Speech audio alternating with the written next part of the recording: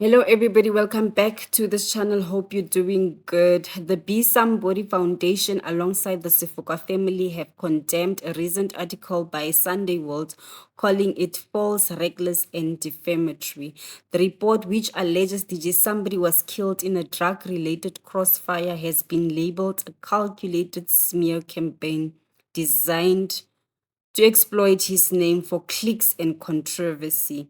They reminded the public that DJ Sumbody was more than just an entertainer. He was a visionary, a leader who used his platform to uplift communities, create opportunities, and inspire change. The media release reads as follows. Be a Somebody Foundation condemns Sunday World's false and defamatory article. Johannesburg, 27 July 2025.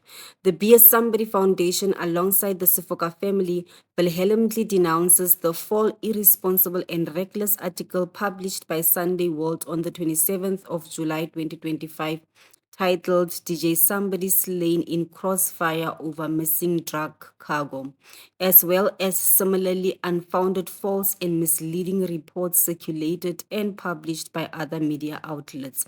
The article is a malicious fabrication that seeks to tarnish the legacy of the late Opa DJ Sumbody Sefoka, a beloved music producer, entrepreneur, and philanthropist.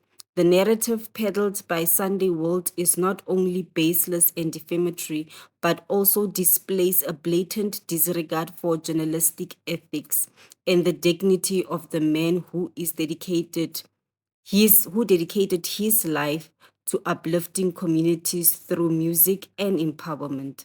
We categorically distance DJ Sumbody, the Sefoka family, and the Be a Somebody Foundation from any involvement in illicit activities as alleged in the article. These claims are entirely unfounded and appear to be part of a calculated smear campaign aimed at exploiting his name for sensationalism. Preserving DJ Sumbody's legacy. DJ Sumbody was not just an entertainer, he was a visionary leader who used his platform to uplift others, create economic opportunities, and inspire positive change in communities across South Africa.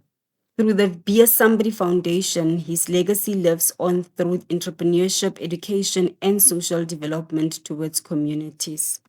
The foundation remains steadfast in its mission to preserve, protect, and honor DJ Sumbody's legacy, built not on violence and criminality, but on a foundation of visionary creativity, entrepreneurial excellence, and unwavering dedication to community empowerment. We call on members of the media to uphold the basic principles of truth, fairness, and accountability. We urge the public to reject this false and harmful narrative and to stand with us in honoring the life of a man who gave so much to so many. Businessman Katiso KT Molefe is back in the Alexandra Magistrates Court with 3 co-accused in connection with the murder of popular entertainer DJ Sumbody. Molefe, believed to have ordered the hit, is expected to apply for bail. The 4 face 3 counts of murder and charges relating to the unlawful possession of guns. Zola Sholwana is outside the Alexandra Magistrates Court and joins us live now. As we've gotten to the stage then, one wonders exactly whether proceedings will be shown, not shown, and how exactly is the mood outside of court? Well, Arabile, just like last week, proceedings will not be taken live. All that we are allowed to do is to record them and obviously get to air them a little bit later on. But we will then keep you updated as to what is happening inside court. But we do know that, family members of those that were victims of, alleged victims rather, of their 4 accused that we are expecting to see in court today are inside court. And I am joined by Chad, who is speaking on behalf of DJ Sumbody's family. Basically, he's been interacting with the family from the beginning of this, and in a chat that we had earlier on, he did mention that as much as this is a breakthrough for the family and such a relief, it has put them in a state of having to relive the trauma of losing their son in that manner. Chad, thank you very much for your time.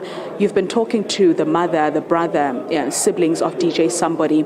Take us through how they felt when they heard about the breakthrough, the arrest of these 4 suspects, and just knowing that people that are allegedly behind the killing of their son are before court.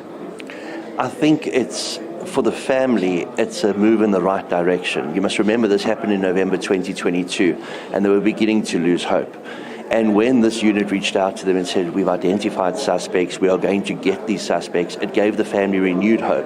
Of course, there was a slight delay. This unit was being frustrated by various interference that was taking place. But the fact remains is that we're in court today. We're here to ensure that bail is not granted. We're going to fight as hard as we possibly can.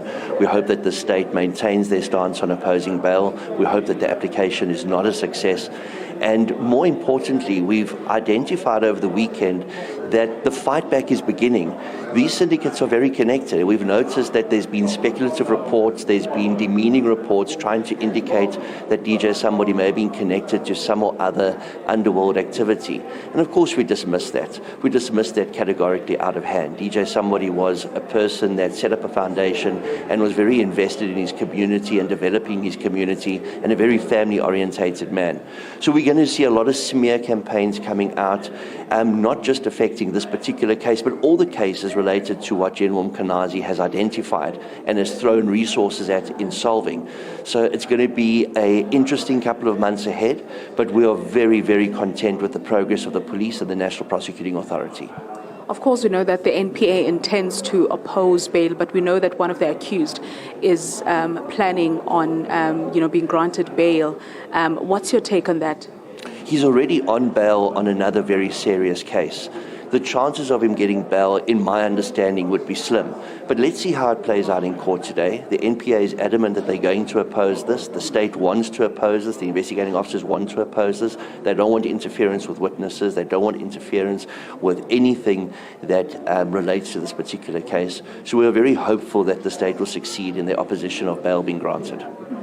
Has the family been in court since the first appearance? Understanding that we are not allowed to take, the recordings live, how are they able to keep track of what is happening in terms of the proceedings? I keep the family representative updated. The Sefoka family hasn't come to court. They won't be coming to court, most probably until trial. As I said, it's an exceptionally traumatic episode for them, especially for the mom.